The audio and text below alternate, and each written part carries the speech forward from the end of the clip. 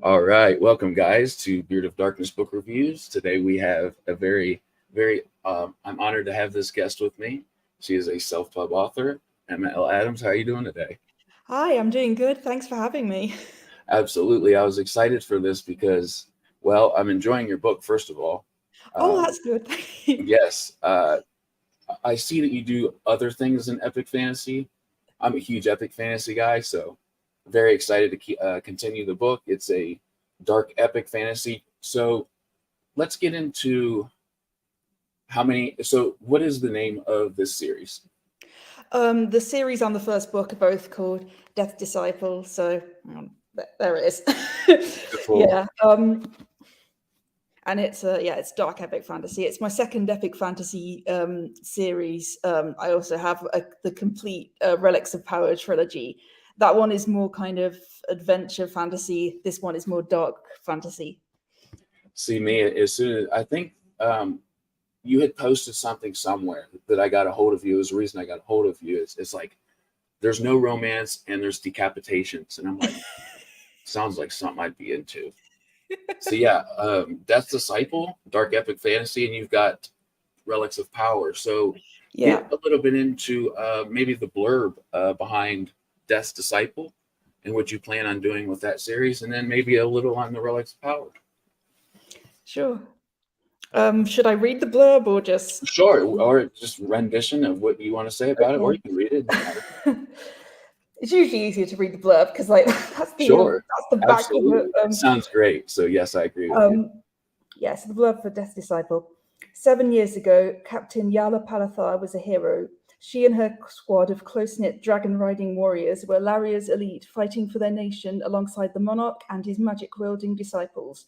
Seizing control of an unmanned island should have been a simple mission, but Yala's squad was little prepared for the horror and tragedy that awaited. Instead of triumph, all Yala and her allies found was death. Years on, Yala lives in seclusion in the deep jungle, ignoring the rumors of unrest in the capital following the end of the war. She little expects assassins to find her hideout, and nor does she anticipate the mission that ended her career to have given rise to rumors that see her targeted by mercenaries vying to claim a price on her head. With the other survivors from her squad being picked off one by one, she has little choice but to return to the capital in the hopes of finding answers. Whether the truth lies with the disciples of the flame who refused to believe her stories of the monstrous beasts that haunted the island, or with the long dead king who sent her squad to their doom, one thing is clear. Yala must finish the battle she started all those years ago, even if it brings her face to face with the god of death himself. All right. So what I pick out of that, see, what I pick out of that instantly is the monstrous beasts. I'm a huge fan of John Wynn's the Bloodsworn series, and if you know Oh, anything yeah. about that, you know that there's absolutely larger than life monstrous beasts. So maybe give us a couple examples of the beasts that you've got in there. So the main one is the giant war dragons that yeah, the main character is like she's essentially almost retired at the start of the series, but she used to ride this big war dragon into battle, and I kind of like right. They're called war drakes, but they're basically dragons by another name. But they don't breathe fire, and they're more wild animals. Like they don't have a bond with their riders. Like I kind of wanted to do a twist on that dragon rider I trope. So love that, they're and not I'm glad you're saying that. Yeah, I'm so sorry. I wanted to make sure that I got that because there's lots of dragons, and just recently have I realized there's so many different renditions. I'm so sorry that I interrupted you, but I, Oh I no, it's like that. fine. That's Yeah, great. I love that you did that. So continue about the yeah, monsters. yeah. Dragons. I love dragons. If a book has a dragon on the cover, I will probably pick it up, no matter what type of dragon it is. And in my other series, I had like a little dragon sort of sidekick, but there was little bit of dragon riding, but not a lot. But with this one of the things that I initially thought of is I wanted to do dragon riders, but I kind of yeah, they're animals. They're difficult to tame. The main character has like an affinity with them, but things can go wrong very quickly. And I love that. and yeah, and at the start of the book, she's retired and she suddenly gets visited by one of them, and it doesn't care that she has this history with them. It's just, there's a human target, I'm going to hit it, and or Yes. try to eat it. Yeah. I can I tell kind of your wanted to excitement do some behind this, how series. you're saying it, and it's inspiring to those of us who feel the same excitement when we read it. So I can sense that, and that's really good. Yeah, it was the first scene that came into my head when I was planning the series. Was like a dragon, big wild animal, basically knocks down the wall of this jungle cabin. That was the first scene, and that more or less. I mean, I wrote the first chapter before I wrote the prologue, but that was the beginning of the book, and that pretty much is how it came to me.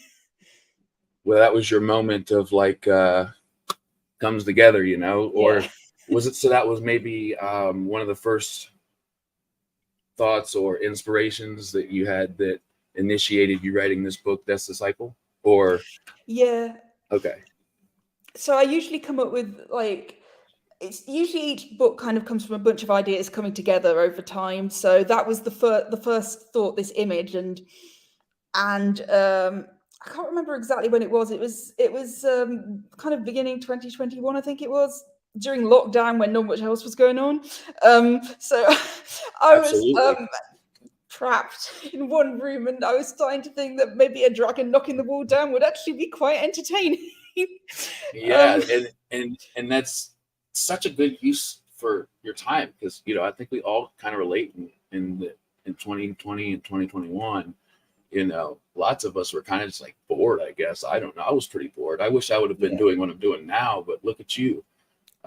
You're young. You've got all these books out. In fact, I meant to do a little bit of a gush at the beginning, and I think we started talking about dragons. So naturally, I got distracted. But the amount of work that you've put out, and all the links that I will speak about in this will be in the description. So anybody watching or who does watch this will have access to all those. And please, guys, you need to check it out, because it's an oppressive amount of work. There's audio books, there's ebooks, you can order real books. I mean, all sorts of good stuff on her website. So yeah, I wanted to touch on that. You as also write under L. Adams, and done my research, of course. And under this, I've seen that you've got many, many series. So you've got Blair Wilkes Mysteries, Library Witch Mysteries, Reaper Witch Mysteries, Wild Witch Mysteries, and The Cursed Witch Mysteries. Now, are these all a part of one universe? yeah. So my pen name stuff at the moment, nearly everything I've written under that name kind of interconnects. And the reason I did a pen name for that one is they're kind of like paranormal mysteries, and they're like light in tone, whereas my fantasy stuff can get pretty dark. So I have it separated out so that readers who are looking for one thing don't get kind of put off by the other thing, although I do have them on the same website. And I was initially doing urban fantasy under my actual name as Emma L. Adams. So I kind of separated them out. The mysteries also, they're shorter books. That's why there are so many of them. They're like longer series though. And so that's what, yeah. Whereas the urban fantasy books and like epic fantasy, they tend to be shorter series, but the books are longer. So Okay, that's a good yeah. balance. I like that, because you know somebody goes after this and checks out the mysteries. So what's the universe called, before I keep mentioning these? What is the whole universe called? It doesn't really. I don't think that universe itself has a name. It's kind of it's like an alternate version of like our world, really. So but like all Do you I don't call it like know, the mysteries? just mysteries, witch mysteries. They're all witch themed mysteries. So that's Okay. kind of I the love theme. Yeah. the cover arts for them. Like, they were really enticing. And are they adult? Are they YA? Well, the characters are adults, but like the content is like family friendly, whereas my fantasy stuff is not. So I tend to say, yeah, teenagers, young readers can read those. I think Um, that's so important. yeah. So that's Um, why, that's one reason. Like I have kind of the two names separated out. I have written children's books, but I've not published published any. But that's something that I'd like to do someday. I don't have enough time for all these ideas. well, I think you're really ambitious, and I think that's really cool. It's really inspiring to see somebody as young as you are, to be doing what you want to do and doing it at a really productive pace. And I think in your case, it's not just to be pumping content out. I think just talking to you right now, I can tell you're very excited and passionate about it. Speaking of which, I'm excited to hear about the SPF BO9. How has this journey been for you? Yeah, it's been unexpected. So I entered, I can't remember when I first heard about the contest. I think I started following it midway through, not last year's, but the year before. So I knew at that point I wanted to do epic fantasy next. That was a genre that I wanted to write for a long time. So I knew that I was going to enter the first book in my trilogy into the contest at like the first opportunity. So I did that last year.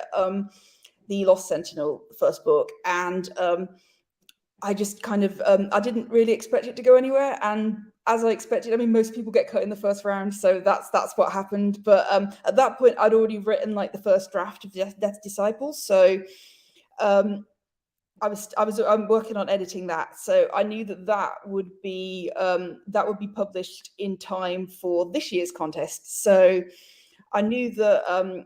I actually planned the release date around it to make sure that I got it out before, because it had to be published by, I think it was like the 30th of May or something, 31st of May. So It's a good strategy. Yeah, it was because I'd done it the year before, so I knew what date I needed to aim for, and the book was already written. I just needed to time it right. So I always planned to enter, but I didn't expect it to fill up in, I think it was 41 minutes, like 300 Oh, entries. wow. Yeah, I didn't know that. Yeah, last year it was, I can't remember, it was less than 12 hours. So it was still quite fast. But so because of that, I was kind of aware that I'd need to get in fast to get my computer. But at that point, apparently everyone else had the same idea. Yeah, right. Well, I mean, Mark Lawrence, I think that anybody that follows fantasy and is really a fantasy, he writes enough different kinds of fantasy that it's hard not to find a book that you like by him. So naturally, it's like, okay, a published author, and I don't know if I'm correct in saying this, but I think he started out as an indie author. I'm not quite sure. He may not have, but what I do know is that he supports indie authors, and it was really cool. As I just recently, about a year ago, I started to hear about Spiffbo, and I keep track as well as I can with who enters and what books are and how they're doing. But I wish it was easier to access the information, because the blog page is a little difficult to navigate and it's confusing to me. So I'm currently learning to, right now I don't know who's left in it, and I don't know, like, for example, I spent 2 hours yesterday trying to figure this out, and how far yours got, if it's still there. I know that you were in the semifinals, right? And are you still there? Yeah. Oh, that's incredible. Yeah, so it should still be. Yeah, the website, there's a separate page for phase one, and the books that are still on that list are the ones that are still in. But every blog has a different process as well, so it's a bit different, like each year, depending on the blog. So some of them, most of them have like multiple judges per blog, so there's more than one person reading. But then some of them, like the one that's reading mine, they have, I think, six judges, and 5 judges, 6 books each. So each judge got one batch of books and then picked a semi-finalist from that. My judge actually picked 2 semi-finalists from my group, so they can do that. And then one of those semi-finalists will then be chosen as a finalist, usually from that blog. So, and there's 10 blogs total. Actually says Emma L. Adams, love your energy. Your passion is clear, and I feel like draws me in and wants to read your books even more. Thank you for doing interviews and sharing yourself with the world. Oh, thank you. Yeah, it can be a bit difficult to follow the contest, I think, from an outside perspective. Like, I think a lot of us are like trying to keep track of who's in. Some of the blogs have multiple readers. Some of them just have, I don't know if any of them just have one person doing all the reading. I would be surprised, because that's a lot of books, but it's possible. I feel like 6 books is a bit more easy because each blog has 30. So there's 10 blogs, each has 30 out of 300 entrants. I think that's how they do it. So what we're doing is we're just waiting on the other judges from the blog who's judging mine to put their semi-finalists forward, and then they all come together and pick one finalist out of all of us. So just so I'm clear, your book is being read right now. Is that how it's worked? Is that how it works? So the person, the judge who picked mine as semi-finalist has already read it, but then the other judges may be reading it right now. I'm not entirely sure. I don't stalk my Goodreads page. If But I did, as it maybe I stands would right know more, now, but, as it stands right I now, only, you're there. It's still being read, and you're I'm still still being read. okay. Yeah, I'm so sorry for that. It's just I wanted to clear it in my head how it kind of it worked. is a bit confusing. I mean, I only knew that my judge was reading my book because she tagged me on Twitter. Okay. Yeah. Well, that's really cool. So I think moving forward, maybe there should be like a comment box that we can say, hey, Mark, love what you're doing, man. Let's make it a little easier to understand. I think especially for people in it and people who are super curious to stay up to date with it. I think a couple of authors at one point were like, they had websites with all the entrants like listed, and then they'd like mark the semi-finalists and mark the like the ones that are being cut, but I'm not sure if they're up to date or not. One was Zach Argyle, and last time I checked, I think it was up to date, but I don't know because it does move quite fast. I think we had about 10 books cut in one day at one point in the past week. So yeah, those judges are busy. You said 5 to 6 each. Wow, they I have know a lot me of reading having to do. I'm impressed. it is, especially if families or kids and a 9 to 5 job. Like, it's hard to get books read at the pace that, for me personally, that I'd like to.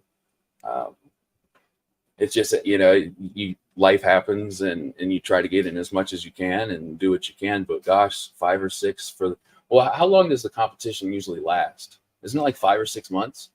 The first round is about 5 or 6 months. I think it's the end of October, and then at that point they've picked all 10 finalists, and then the next 6 months are just like all the blogs will read the finalists, and then the winner is announced at the end of that. So the whole contest takes a year. So Okay. yeah, so like last year's contest had only just wrapped up when this year's started. Well, cool. I'm glad that we kind of covered that, not only for myself, but I'm sure if I'm confused and I've really done my research, there's other people who are happy to know that. So thank you. When you're not writing, which, gosh, as much stuff as you've got out, I don't know how you have any free time, but what do you do for hobbies? Apart from reading, I read a lot of fantasy. I play video games. I'm not very good at it, but like mostly fantasy themed. Like stuff like Skyrim and The Witcher. And what about Elden Ring? I haven't played that. That's actually it's on my list, and I just know it's gonna like take up hours of my life. Oh my gosh, me and my 4-year-old have put 127. Like, and we don't play very often anymore, but we've got 127 hours in it, and I've never played a game that long. And the funny thing is, you lose constantly. It's so hard. I don't know if you've ever played the Dark Souls games, but they're very difficult. That's on my list as well. And yeah, I just feel like it's the sort of thing that's going to take up hours of my life, and suddenly a lot less writing will get done. Yes, so that's a smart decision. Honestly, it's a great game, but at the same time, you've got your ambitions and your inspiration. I think you're focusing that in the right area because you're a great writer. I think that it's very captivating, and your characters are descriptive. I think that I just love dark fantasy, period. So, but where did the influence? I think we may have touched a little bit when you said you were talking about the dragons knocking the wall down, but maybe what did your influence come to even know about you wanting to start an epic fantasy period? Maybe not even as specific as the dragon, just you knowing that you wanted to write epic fantasy. I guess it's always been on my list of like genres that I wanted to write, and it is where like I like creating worlds and like the world building and coming up with like magic and stuff like and monsters and that sort of thing. That's always been my favorite part of the process. But I went into urban fantasy first, and I was there for a while because epic fantasy, it's a lot harder, it's a lot more time consuming, and at first I wasn't sure of my like ability to pull it off. So for quite a few years I was putting it off, and then after a few years I realized if I keep putting this off, it's just years are gonna go by and I'm not gonna have written this thing. And I actually had a draft that I'd written, and that was the first Relics of Power book. I wrote it back in, I think it was 2015, but I never finished it and I never published it. So I kind of challenged myself to go back and see if I could rewrite that, like using like my experience and reading in the genre in the years that had passed since then, because this was about 2019, so it's about 4 years. So I'd completely forgotten everything that I'd written at that point, and I basically tore the whole thing down and rebuilt it, and then I finished the trilogy.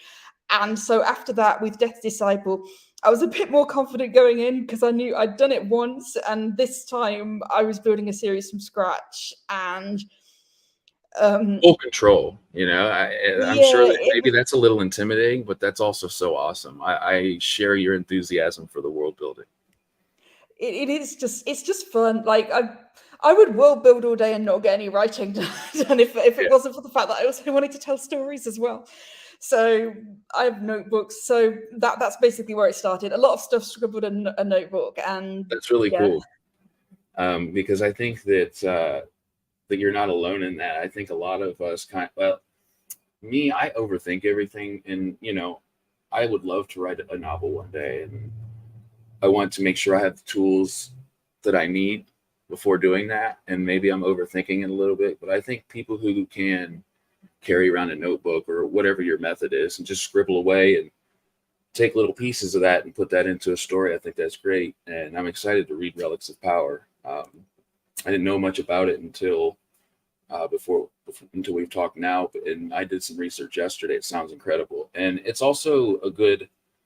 After reading Death's Disciple, I'll be able to see how much you've grown as a author, which is huge. I mean, I think that's incredible to see people's journey, and you see that with published authors too.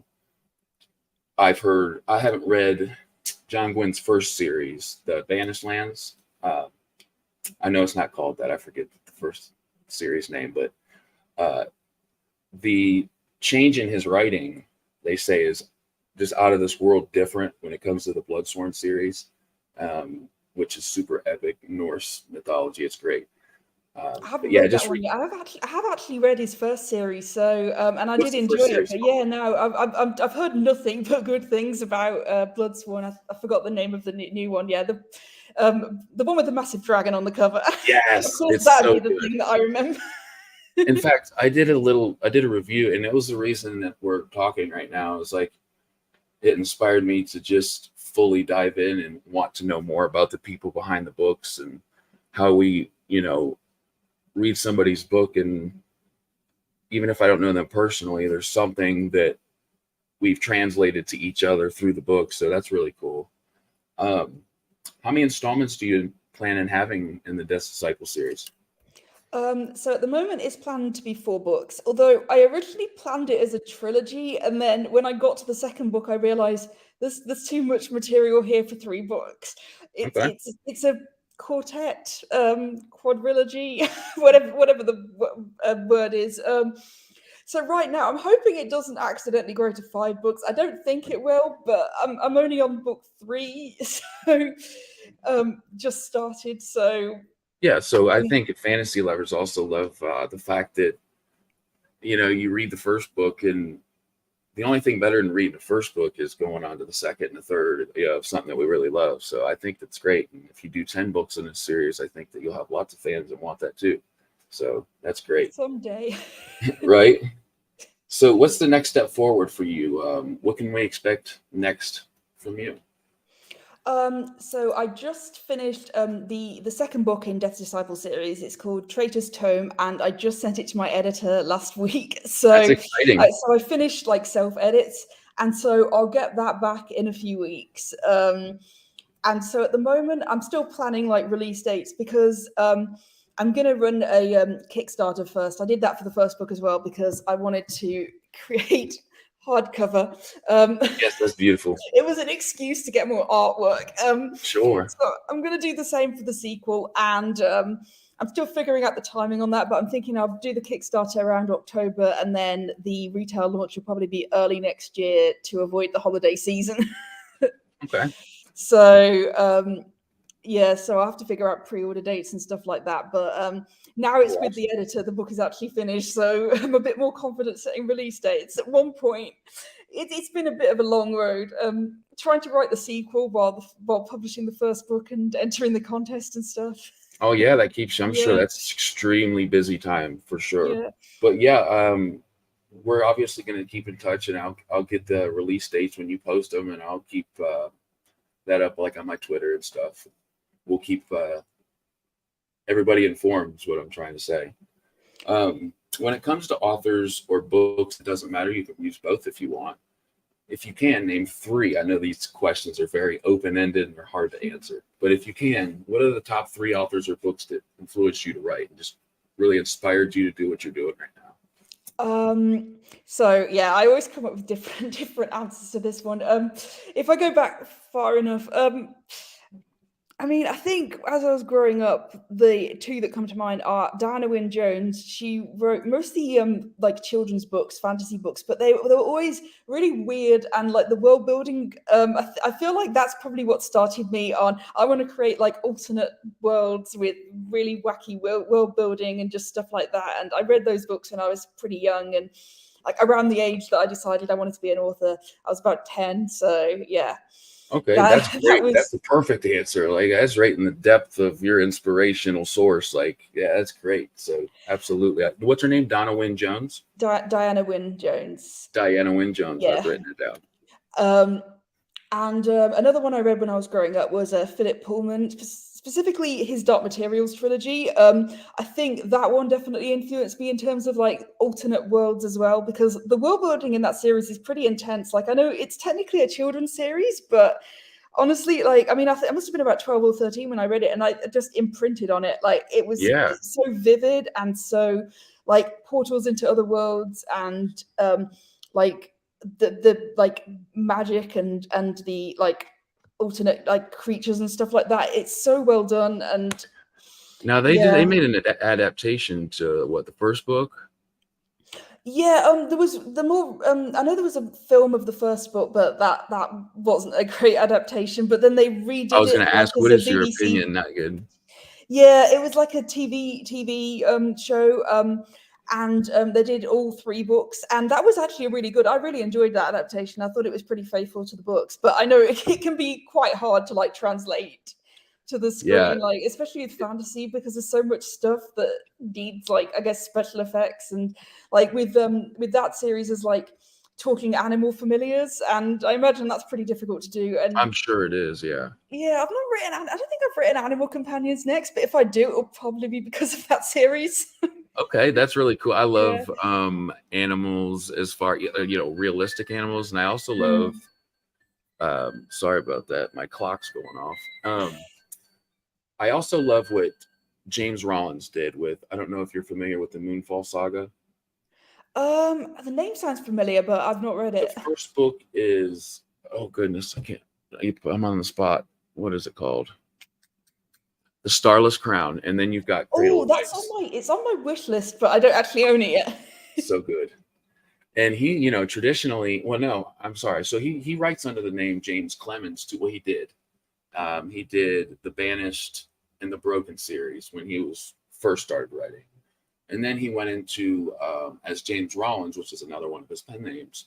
And he does thriller, suspense, technology kind of based, and I really like it. My heart's with fantasy, but there's some others that I really enjoy. But he went back to his roots and did the Moonfall Saga, and it's really, really good. And he's a vet in real life. Well, before he started writing, he was a vet. He was in practice in, I think, California. And the epigraphs in both of the books of the Moonfall Saga are great pencil drawings of the artist. She's a really young girl that drew these, and he's got the anatomy posted, and it's really cool because he takes his knowledge of being a vet and he puts that and kind of switch it into a fantasy world. It's really cool. So Yeah, I'll definitely sorry have to to get move that one sidetracked. up the reading list. Yeah, you should. It's great. So we've got Diana Wynne Jones and Dark Materials. Was there a third? Got to be Brandon Sanderson. Okay. It's purely because I was about 20 when I read Mistborn trilogy. That was the first series of his that I read. And I feel like his books are probably the reason I got into like epic fantasy specifically, because I think, I'm not sure, I had read some epic fantasy before then, but that one kind of stands out. Like adult epic fantasy, really big, really ambitious, like high concept world building with like fully developed like magic systems and stuff. And it was the first time I'd read a book that did that. And yeah, I just remember just sitting there with my nose in this series for like a full week. Like I was just doing nothing else because yeah, and I actually reread the series this year, and it still holds up. So, That's awesome. but yeah, he's just endlessly like creative with everything that he does, and so yeah, I've saved him. It sounds weird, but right now I have an endless list of indie books to read, and I'm great with that because that's where my heart is with you guys, the indie authors. Very inspirational to me, and that's where I've found that my niche is. I love being right there in this community. And when I'm in a special place, I'll read Brandon Sanderson. It's like eating your dessert last. Like you know it's going to be good, and you know you're going to love it. So let's save it for a time where I can really enjoy it. I've read Elantris. I know I believe he plans to do another part of Elantris.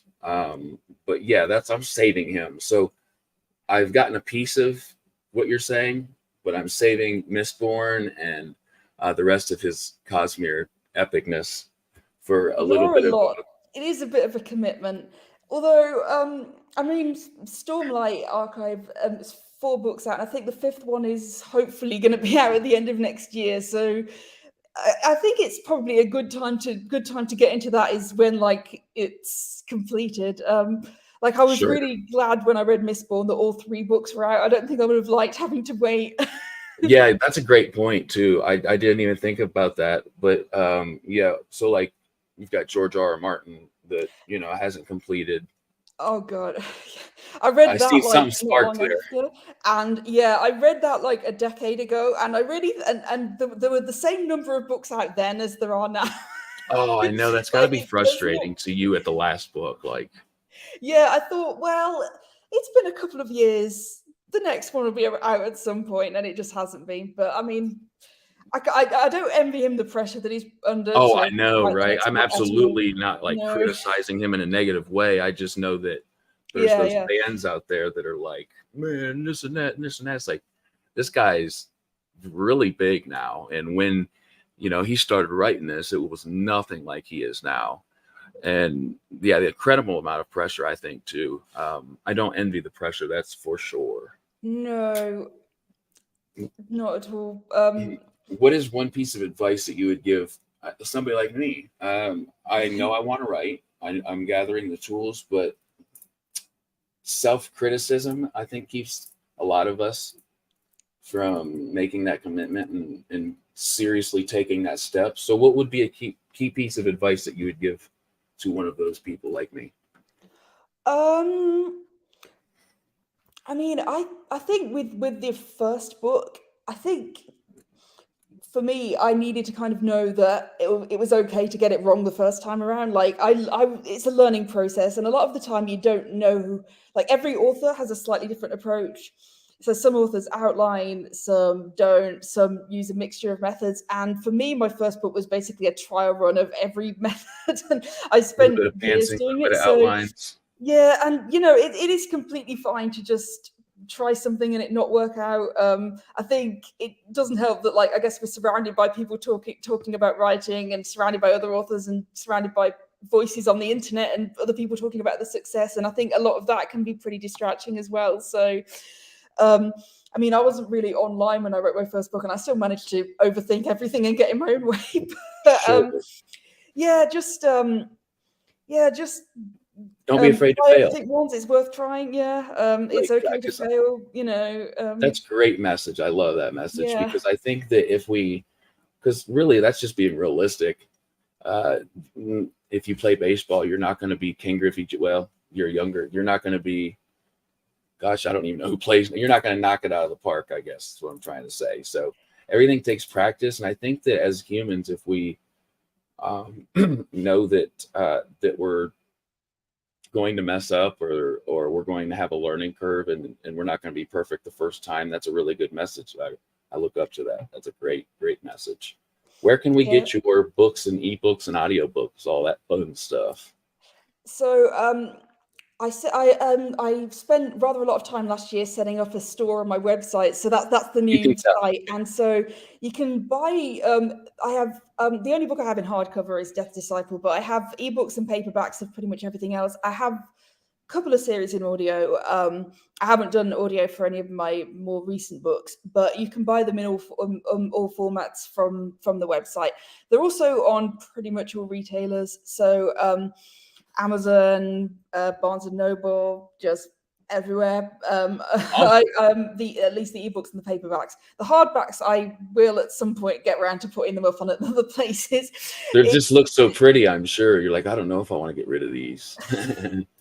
No, it's just the process is a bit different because like I can't upload like Amazon doesn't have an option for me to upload like these pretty dust jackets directly, so I have to I couldn't use tell a if there was a distributor. dust But jacket.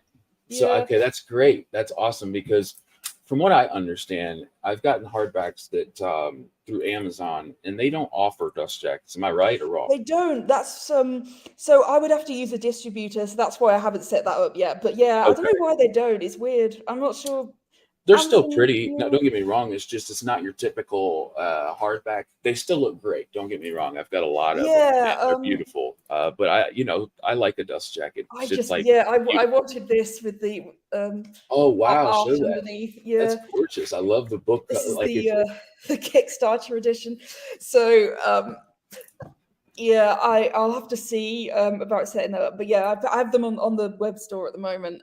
okay, I'm glad. What was the name of your website? EmmaLAdams.com.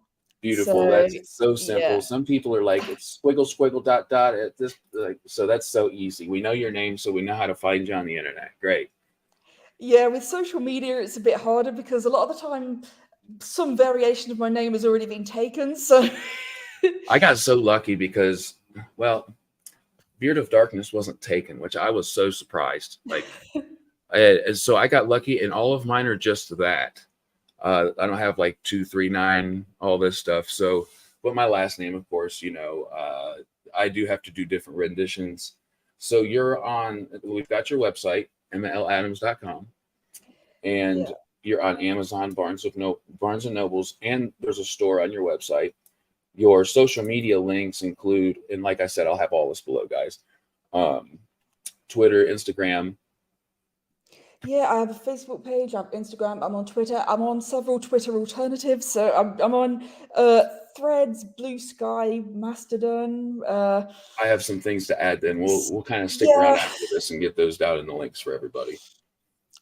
I mean, it's probably easy to search my name on most of those places. I know on Twitter I'm at ELAdams12. I think my actual name was Yeah, taken, so I just add a couple of numbers after that. And I that's think on in the links Instagram I'm too. like EmmaLAdams12, something like that. It Cool. gets Yeah, a bit like I said, all complicated. that's down in the description for anybody trying to find it. So I promise I made it easy for people to find. Excuse me. So really, I've gotten through most of the questions that I've had for you. It's been really great. I want to know simply, is there anything else that you want to highlight? I would love to talk about anything that you have left that I haven't covered. Um, I don't know. I think we've covered like my recent stuff. Most of my books, my pen name, even that doesn't Yeah, always come up. It depends whether people notice my pen name exists or not, well, they will now. or that we're the same person. Yeah, That's exactly. quite funny actually when I get asked when one version of me gets asked, "Have you heard of the other?" No It's like, one's done I that to my promise I face. have. That is my author goal is to have that happen to my face. That is hilarious. That would be so good. Let me know if that ever happens. Yeah, I I think tried to Shauna at least. McGuire has had that happen because she writes under Myra Grant some of her books, like a sci-fi stuff, and people have asked her to her face if she's heard of this other author. It would be funny just to kind of like play a trick, like I've never Yeah, ever heard of that person. author goals. Yeah, That's like on my exactly. author bucket list of things. Who? Just curious. Who? I like to ask this question. If you could sit down and have a coffee, of course I say beer sometimes, but if I think in your, I asked the guy the other day. He said, "Oh, I don't drink beer." So I was like, "Say, hey, if you were to drink a beer / coffee with any author, who would that be?" Like, just conversate with them. Um, I mean, I could be cliche and say Brandon Sanderson again. I just Oh, want to that's talk about perfect his answer. Kickstarter and like stuff like and that sort of thing, and like the publishing business. Like that would just be my like nerdy author talks sort of thing because he just seems really knowledgeable on that sort of thing. There are lots of I don't know. There's so many authors. Although I think I would get like starstruck if I met people Yeah, in person. I always tell. I think I've talked to Ryan Cahill a couple times, in not face to face or anything, just through like messages or whatever. And I was like, "Sorry, man, I'm fanboying right now." And so I get what you're saying. There's lots of those authors that I don't even know if I'd be able to have a conversation because I'd be like, "I can't believe I'm in front of you right now." But well, I really want to thank you, Emma. You've been a great host. I'm so sorry. You've been a great guest. Um, I've Yeah. enjoyed our conversation, and I hope to keep in touch. And I wish only the best for you. And I am inspired by your ambition. And I can't wait to read more of your stuff. Thank you. Thanks for having me here. It's been great. Awesome. Well, until next time, guys, stay inspired, be creative, and we'll see you here on Beards of Darkness book reviews very soon. Bye bye. Bye.